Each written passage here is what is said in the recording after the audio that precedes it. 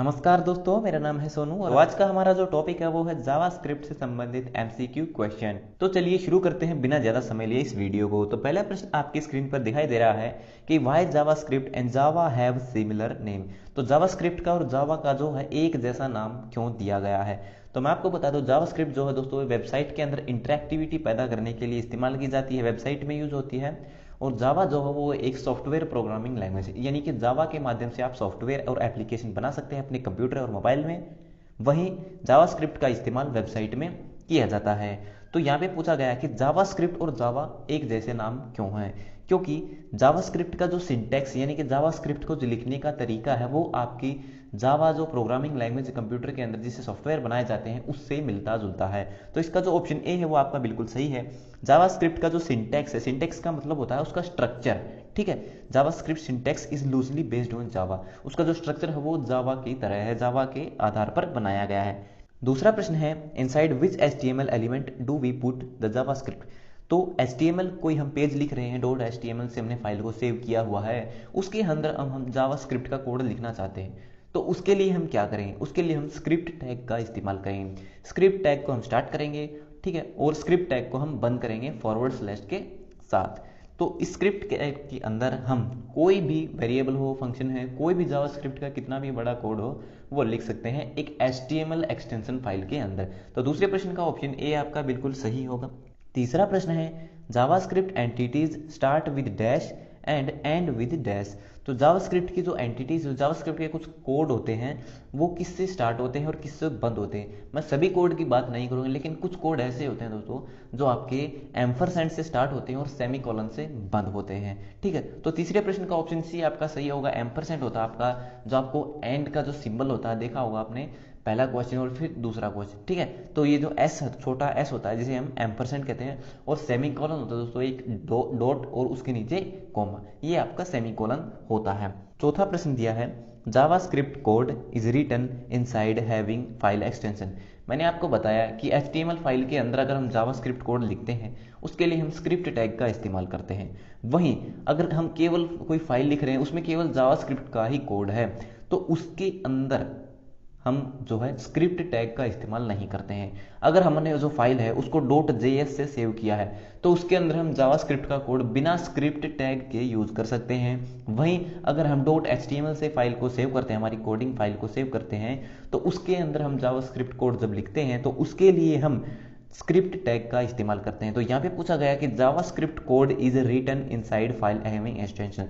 तो जावास्क्रिप्ट का जो कोड लिखा जाता है वो किस फाइल में लिखा जाता है। तो जावास्क्रिप्ट जो फाइल होती है उसका एक्सटेंशन है .js, ठीक है, यानी कि जावास्क्रिप्ट।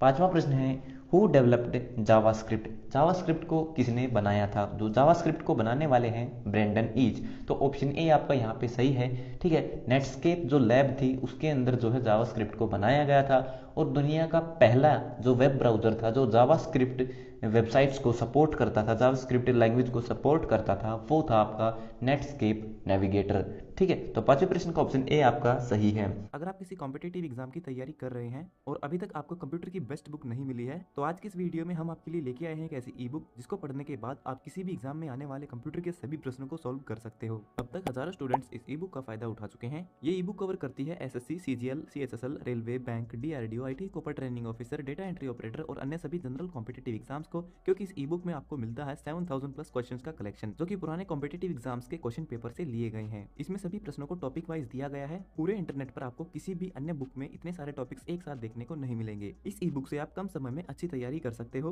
तो देर किस बात की है, अभी चाहिए इस वीडियो की डिस्क्रिप्शन में और पाइए इस ई बुक को बहुत ही अफोर्डेबल प्राइसेस में और निश्चित कीजिए अपनी सफलता को। छठा प्रश्न दिया है which one is responsible for running JavaScript code. आपने जावास्क्रिप्ट कोड लिखा तो उसको रन करने के लिए, उसको चलाने के लिए कौन जिम्मेदार होता है। तो आप देखते हैं जब भी आप कोई जावास्क्रिप्ट का कोड लिखते हैं, HTML का कोड लिखते हैं, को एग्जीक्यूट करने के लिए आप किसका इस्तेमाल करते हैं। उसके लिए हम ब्राउजर का इस्तेमाल करते हैं। हम कोड लिखते हैं अपने नोटपैड प्लस प्लस में, सबलाइम टेक्स्ट एडिटर में भी लिख सकते हैं, और नोटपैड में भी जो है हम जो है अपने कोड लिख सकते हैं, लेकिन वो रन कहाँ पर होते हैं, आपके ब्राउजर में रन होते हैं। सातवां प्रश्न दिया है JavaScript is a dash language. JavaScript किस प्रकार की भाषा है। तो जावास्क्रिप्ट जो है एक इंटरप्रेटेड भाषा। इंटरप्रेटेड यानी कि जावास्क्रिप्ट के जो कोड हैं वो लाइन बाय लाइन एग्जीक्यूट होती है, यानी कि पहली लाइन एग्जीक्यूट होगी, उसके बाद फिर दूसरी लाइन, उसके बाद तीसरी लाइन। इसका मतलब है कि वेरिएबल में आपने ए वेरिएबल के अंदर अगर 5 दे दिया स्टार्टिंग में, और बीच में कहीं पर आप दोस्तों जो उस वेरिएबल को बदलना चाहते हैं, आप मान लीजिए ए प्लस प्लस कर देते हैं, तो लास्ट में जब एग्जीक्यूट करेंगे तो ए वेरिएबल जो एक बढ़ करके आएगा। तो जावास्क्रिप्ट क्या है, एक इंटरप्रेटेड लैंग्वेज है, यानी कि ये लाइन बाय लाइन एग्जीक्यूट होती है। 8वां प्रश्न है, JavaScript is designed for following purpose. JavaScript को किस लिए बनाया गया था? तो जावास्क्रिप्ट को बनाने का एक ही मकसद है कि जो आपकी वेबसाइट होती है उसके अंदर इंटरएक्टिविटी पैदा करना है, यानी कि आप एक वेबसाइट को एक कैलकुलेटर बना सकते हो। आप केवल HTML का इस्तेमाल करके उसे कैलकुलेटर नहीं बना सकते, लेकिन अगर आप उसके अंदर जावास्क्रिप्ट कोड का इस्तेमाल करते हो आप उसको कैलकुलेटर बना सकते हैं। आप उसके अंदर जो है कुछ भी इमेज पर क्लिक करके क्या होगा वो सारी इन्फॉर्मेशन आप जो है उसमें कर सकते हो एक वेबसाइट के अंदर। तो 8वें प्रश्न का ऑप्शन सी सही होगा, टू ऐड इंटरएक्टिविटी, यानी कि जो HTML पेज होता है, वेबसाइट का जो पेज होता है उसके अंदर एक्टिविटी पैदा करने के लिए, ठीक है, उसके लिए हम जावास्क्रिप्ट का इस्तेमाल करते हैं। 9वां प्रश्न दिया है, where is the correct place to insert a JavaScript. ठीक है, अपने वेब पेज के अंदर जावास्क्रिप्ट कोड को लिखने का सबसे जो सही प्लेस है, कहाँ पर आप उसे रख सकते हैं? तो हेड सेक्शन में भी रख सकते हैं और बॉडी टैग के अंदर भी आप जो है जावास्क्रिप्ट कोड को लिख सकते हैं। हेड सेक्शन में हमें तब लिखना चाहिए जब हमारी जो जावास्क्रिप्ट फाइल है वो एक अलग फाइल हो, उसको हम रिलेट कर सकते हैं अपने हेड टैग के अंदर। वहीं अगर हम बॉडी टैग के अंदर उसको रिलेट करना चाहते हैं तो रिलेट कर सकते हैं। वहीं अगर हमारा जो कोड है वो कम है जावास्क्रिप्ट का, तो हम HTML फाइल के अंदर ही स्क्रिप्ट टैग का इस्तेमाल करते हैं बॉडी सेक्शन के अंदर सबसे नीचे हिस्से में। ठीक है, बॉडी सेक्शन के अंदर सबसे नीचे हम जावास्क्रिप्ट कोड को अगर लिखते हैं तो वो सबसे बेहतर होता है, क्योंकि इससे हमारी वेबसाइट जल्दी लोड होती है। ठीक है, तो 9वें प्रश्न का ऑप्शन ए आपका बिल्कुल सही होगा।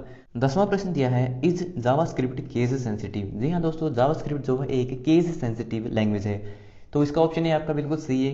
कैसे है मैं आपको बताता हूँ। देखिए, जावास्क्रिप्ट केस सेंसिटिव इसलिए है क्योंकि जावास्क्रिप्ट के जो कोड होते हैं, जावास्क्रिप्ट है, कोई भी स्क्रिप्ट टैग है, वो जिस तरह से लिखे जाते हैं, स्मॉल लेटर्स में है तो आपको स्मॉल लेटर्स में ही याद करना पड़ेगा, और कैपिटल लेटर्स में कोई कोड लिखा है तो वो आपको कैपिटल लेटर्स में ही याद करना पड़ेगा। इसके अलावा जो आपकी HTML भाषा है वो क्या है, केस सेंसिटिव नहीं है। HTML के अंदर क्या है, आपको कोड की केवल स्पेलिंग याद होनी चाहिए, लेकिन जावास्क्रिप्ट के अंदर क्या है, आपको स्पेलिंग तो याद होनी ही चाहिए, इसके साथ ही आपको ये भी पता होना चाहिए कि उस स्पेलिंग के अंदर कौन सा टेक्स्ट कैपिटल है, कौन सा टेक्स्ट जो है स्मॉल लेटर्स में बना हुआ है। तो जावास्क्रिप्ट जो है एक केस सेंसिटिव लैंग्वेज इसीलिए है। तो ये हो गए हमारे 10 प्रश्न। वीडियो देखने के लिए धन्यवाद। कैसा लगा ये वीडियो कमेंट करके जरूर बताइएगा। अगर चैनल पर पहली बार आए हैं तो चैनल को सब्सक्राइब करना बिल्कुल भी मत भूलिएगा। सो मिलते हैं हमारी अगली वीडियो में, तब तक के लिए नमस्कार।